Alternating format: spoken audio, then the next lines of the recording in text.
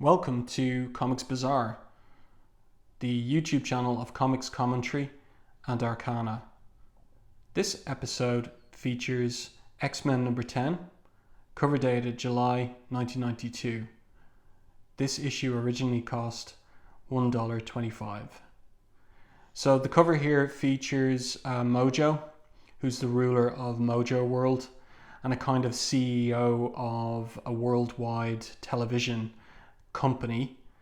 And in the background on screens we have the X-Men blue team, and Mojo's holding up Longshot, who was formerly an X-Man, who comes from Mojo World and who is an escaped slave and former star of one of Mojo's shows, and stuntman who is in this storyline cast as a type of potential savior figure for the enslaved masses of Mojo World.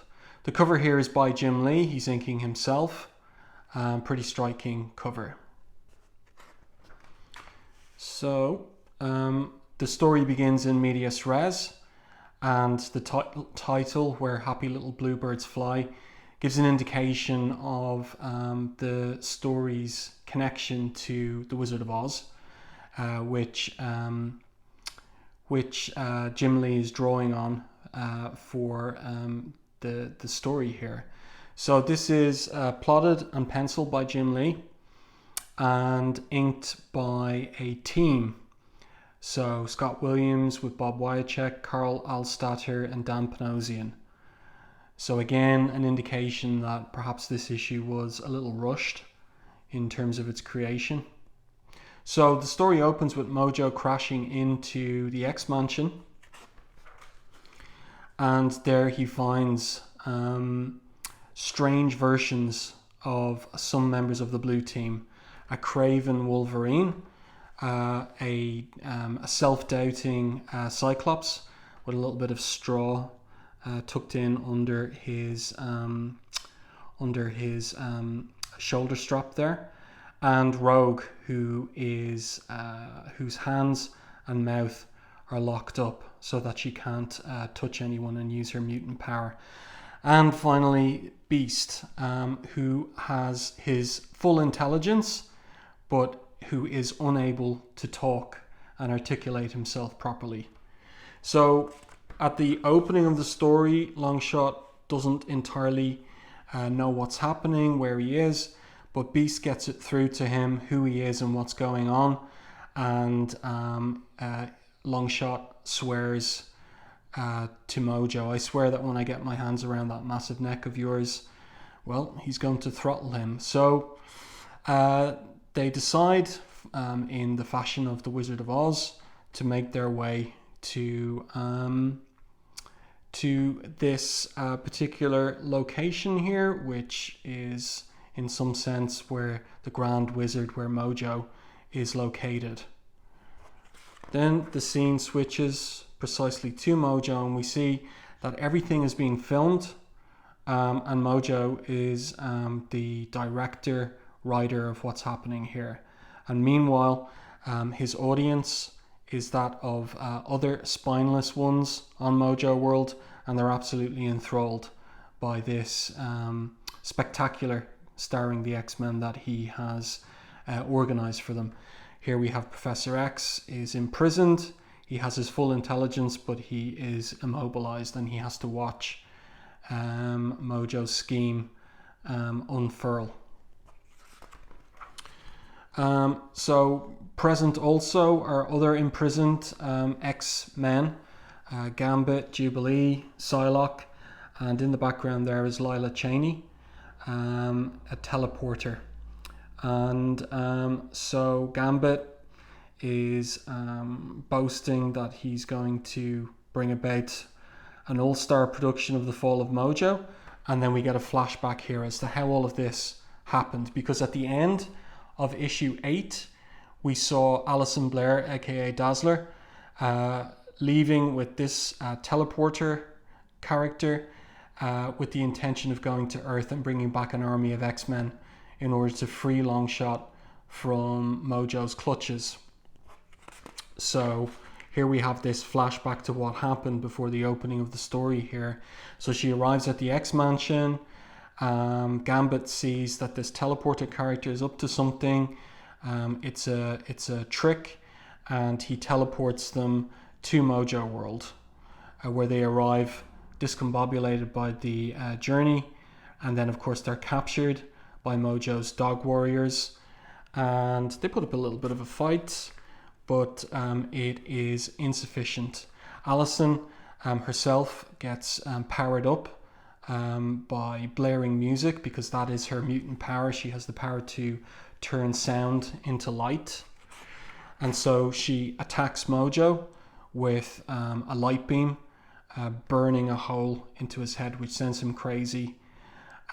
She makes for an escape, but is taken aback by the appearance of enslaved Longshot, who is operating as an agent of Mojo's.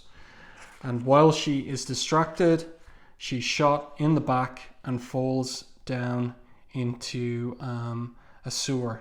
And that's the end of the backstory to how this particular issue began.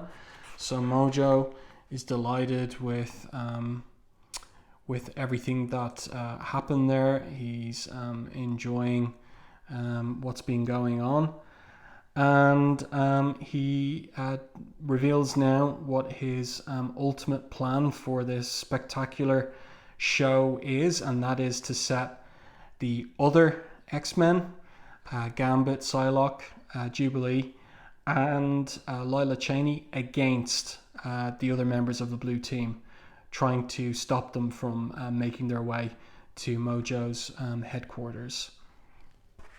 So, but it turns out on the last page that Dazzler actually escaped alive. She was washed out of the sewers, and this mysterious figure collects her still living body and says that Dazzler is our best chance to pull the final plug on Mojo TV.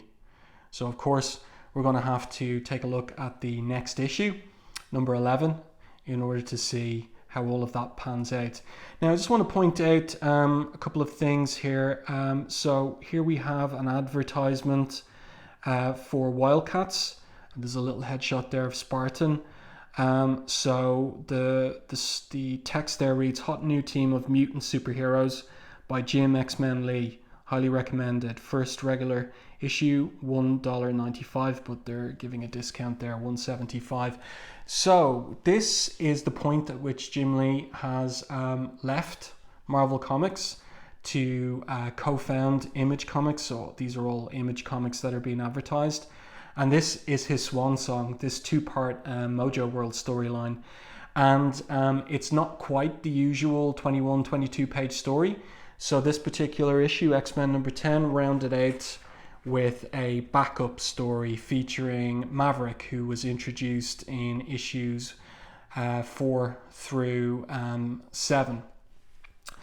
So in this particular story, which is drawn by Mark Teixeira and written by Scott Lobdell, Maverick is on this mission to capture this particular genetic scientist Riker and bring him back to his boss and or kill him, but this is all interrupted by this character here, whose name we don't learn, and who is someone who has been experimented on and kind of had his genetic potential changed and maximized by Riker. So this little backup strip ends with Maverick determined to fight this guy in the conclusion of the story next issue. Okay, so no Neller's column in this particular issue. So there you go. X-Men number 10, Jim Lee's penultimate issue of the X-Men Volume 2 series. I hope you enjoyed this video. If you did, please like and subscribe to the channel, and I will talk to you again in the next video. Stay tuned for that.